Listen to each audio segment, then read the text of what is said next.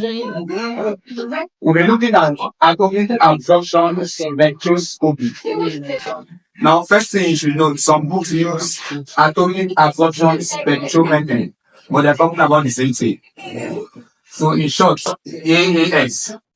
Now, in atomic absorption spectroscopy, it is an analytical technique used to measure the concentration of what? Metallic elements in a sample. That's it. So, AAS is used to measure the concentration of metallic elements in a sample. Now let's look at this. If we have something like this,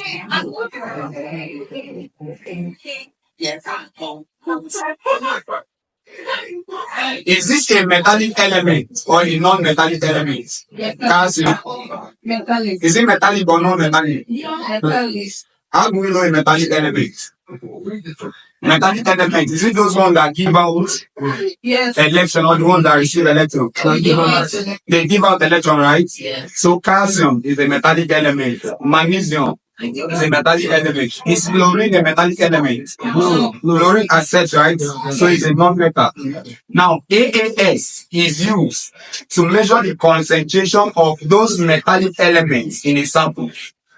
So you can be given water sample and you're asked to measure the concentration of metals in that water sample. What do you use? AAS. So AAS is used to measure the concentration of what? Metallic elements in a sample. But now there's a problem. We cannot use AAS to measure the concentration of metallic elements in all samples. We must convert that sample to a gaseous state, to vapor. Now, basically what I've said so far is that AAS is an analytical technique used to measure the concentration of what? Metallic elements in what? In a sample. Now, what's the principle of this AAS? On what basis is it working? Now, AAS works on the principle that metallic elements, I will use this diagram to explain that. But it works based on the principle of absorption of light. That different metals absorb light at different wavelengths. So I will use this instrumentation to explain, then I'll come back to the principle. I believe if you understand how it works, then we'll know the principle already. Now, this is a block diagram of how AAS works. And please, you must join in exam. If you are asked to write on the instrumentation of AAS, please draw this. You cannot explain instrumentation without drawing. Now, this is where we start from. This is our sample that we want to measure the concentration of metals. Let's say we are using water sample. This is water. I'm assuming we want to measure the concentration of metallic elements in this sample. The first thing we'll do is, this sample first, this water sample, any sample we want to measure the concentration, will be passed through the nebulizer. And what's the function of the nebulizer? The nebulizer converts it into what? Fine pieces of droplets, right? Yes. Converts it into droplets, small droplets. That's the function of the nebulizer here. So as the sample passes through the nebulizer, the sample will be converted into a fine mist of droplets. Then that fine mist of droplets is pumped into when? The spray chamber. And what's the function of the spray chamber? To remove larger particles. Making it more fine, making it more small. And as it making it smaller, And as it removes the large particle, it pumps the sample now, the mist now, into the flame atomizer. So see how it works. First, you put the sample here. I'm using water as our sample. And we said AAS is used to measure the concentration of what? Metallic element, right? Can we use it to measure non-metals? No, is it not? Now, first you pump your sample into the nebulizer. And what's the nebulizer doing? Converting to fine mist. So this will have to now be converted into fine mist of droplets. Then you now pump it into the spray chamber. The spray chamber removes any big particle that was still there and converts it into fine mist. Then spray it into the flame atomizer. In the flame atomizer here, just like the name implies, there's heat here, right? There's a source of heat here, right? Yes. There's a flame source. And that flame source now, we convert that fineness into the gaseous state. Is it not? We convert it into the gaseous state. Remember, for you to be able to use AAS to measure the metallic elements, that sample must be in the vapor state, right? Yes. You cannot use AAS to measure the concentration when it is in the liquid state. So first, the liquid is converted into the vapor state, gaseous state. Is it not? Yes. So the flame atomizer here, we have a flame here, flame source, that will help to convert that liquid, that aerosol, into the vapor state. Apart from that, we have a radiation source here. And what's the radiation source doing? Also heat. The radiation source now, the radiation, source of radiation, when you pass through this substance here now, what is there? Is it still in the liquid state? Yes. It's in gaseous state now, right? Now as the radiation source, like an X-ray, passes through this vapor state, this sample already in the vapor state, the atoms there, we absorb the radiation. We absorb the radiation. And as they absorb the radiation, now note that different metals absorb different wavelengths of radiation. So the wavelength at which calcium is absorbing radiation is different from the wavelength at which, say, magnesium is absorbing. So different metals have different wavelengths at which they absorb light. So knowing that, we can actually identify the elements. So here, as the radiation passes through the sample already in the gaseous state, the atoms of that sample will now absorb the radiation. And the different elements here, we absorb different radiation, right? Yes. Now, how do we know? We have a monochromator here, or a filter, depending on what you are using. Monochromator is found in spectrophotometers, and it's used to select wavelengths. Filter, you can see filter in a colorimeter. If you go to the lab, your filter is one black substance like that. And on the body of the filter, if you go to the lab, you see it now. On the body of the filter, you place the filter in a colorimeter or the photometer. On the body, you see maybe 560 nanometer, 720 nanometer. That is a different wavelength.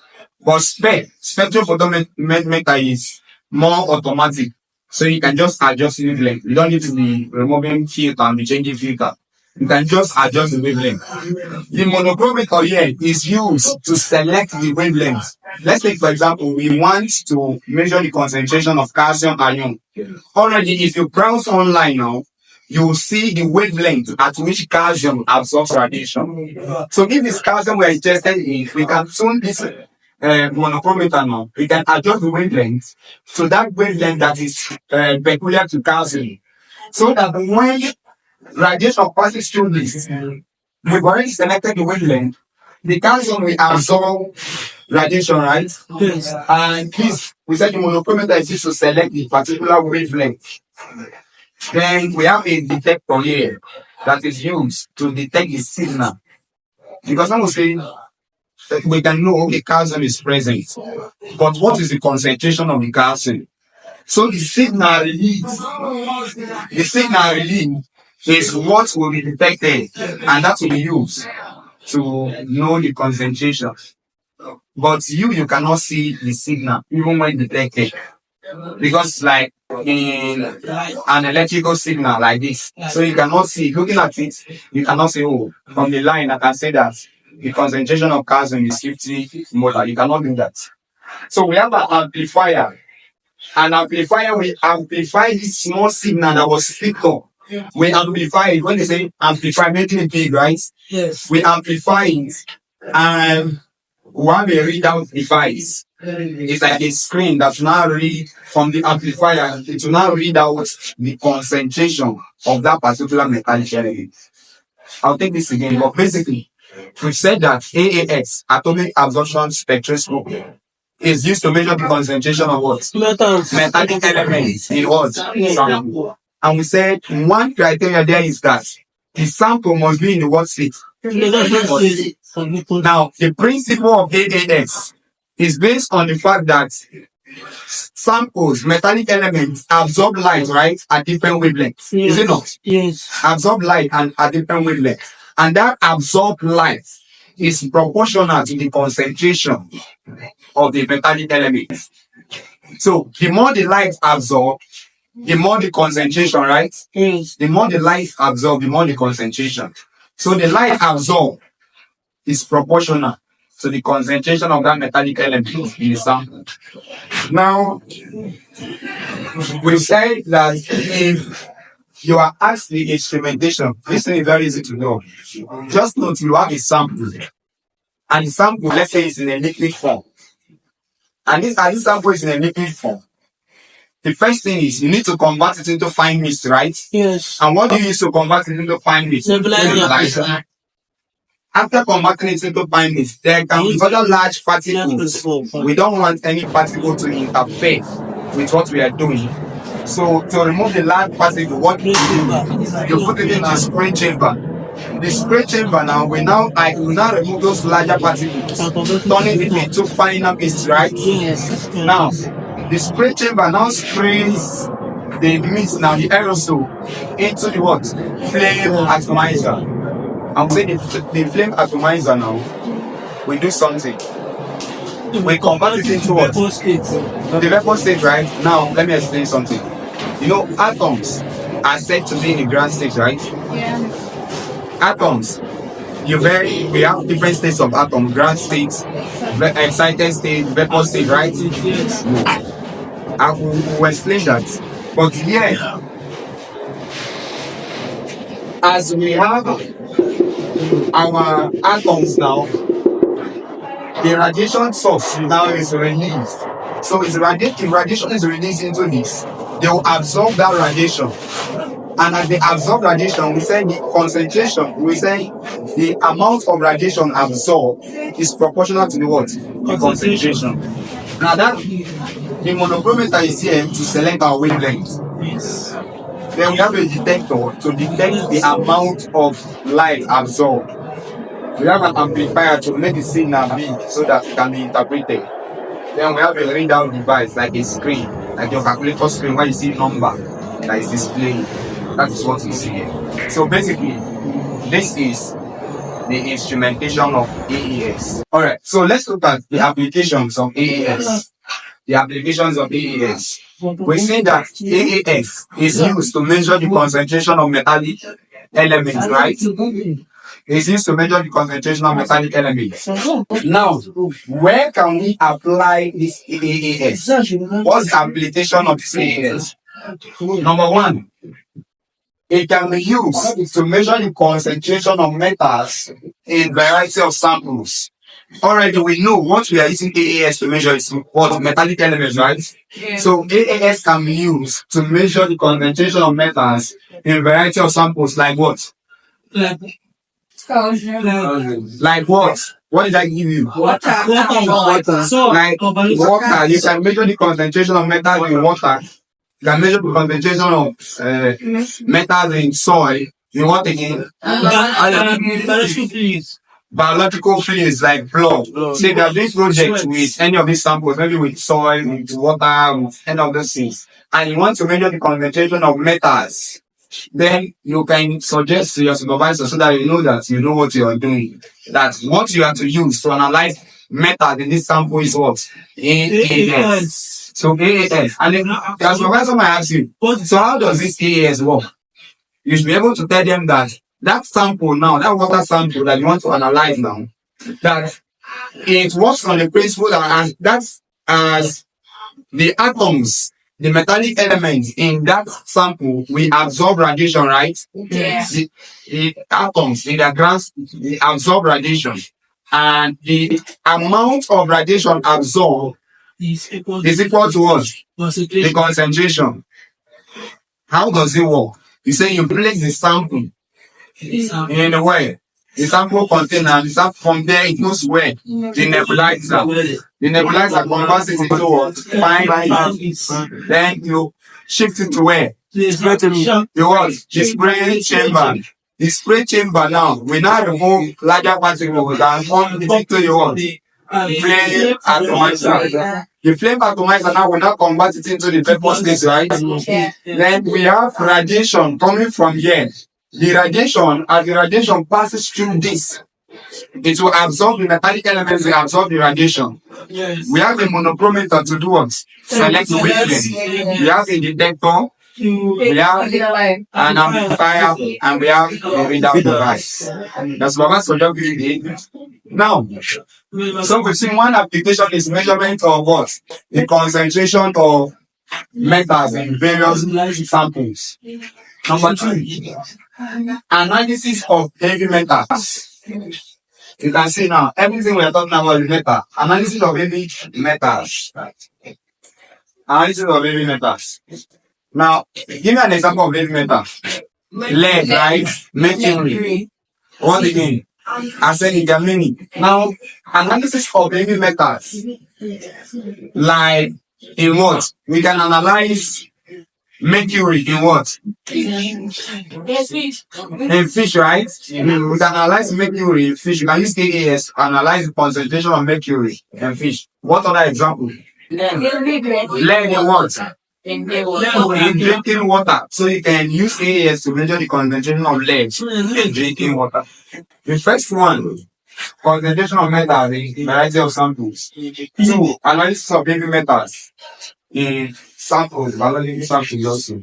Now, the third application here, determination of trace elements. But you know, the trace elements we are talking about, what's the trace element? Minor, not large. The trace elements we are talking about, can it be metal and non-metal at the same time?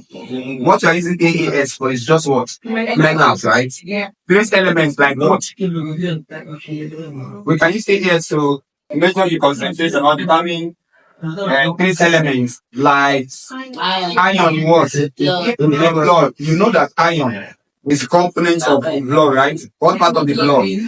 Hemoglobin, right? Yeah. Hemoglobin. So you can use AAS to determine iron in the blood. And what else?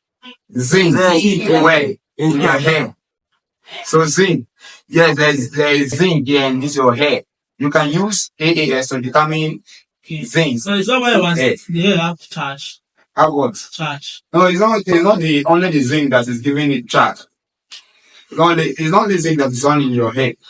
But you know, your head does not have charge at all times. Hope you know. Yeah. Sorry for that. Analysis of metals in industrial processes is another one. Like in industrial processes, what industrial processes can we use AAS to analyze the metal? Alright?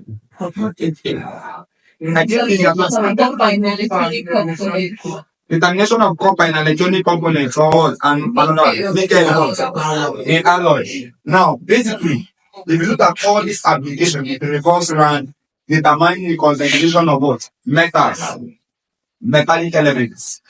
So, concentration of metals in variety of countries, heavy metals, determination of trace elements, analysis of metals in industrial processes. Now, if you're asked an exam to write on the application, you may be tempted or you may just remember, oh, you want to determine the concentration of metal. Please don't write determination of mercury in water, determination of calcium in water, determination like that. No, it will not be mature. This three is very mature because though we are looking at same metallic concentration, but we are touching different parts. So how will you remember this? I've told you use nonsense to remember something. You cannot forget it. I use nonsense to remember this voltage. Though I knew that it is metallic concentration, but how do I know in what we are looking at? So I use one nonsense. I use men are praised men. These are the nonsense I use in my time to remember these four things. Men are praised men. I knew that this first and last one is just metal is something. Metal is something. The second one, I know I'm talking about heavy metals. The third one, I know I'm talking about trace elements. Then the fourth one, I still know I'm talking about just metals. So I use this nonsense. Men have chased men. The first men, I knew men represents metals.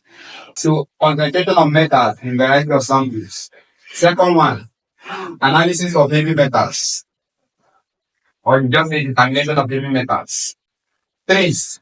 Once I hear trace, I will know trace elements. So you can use determination or analysis of trace elements.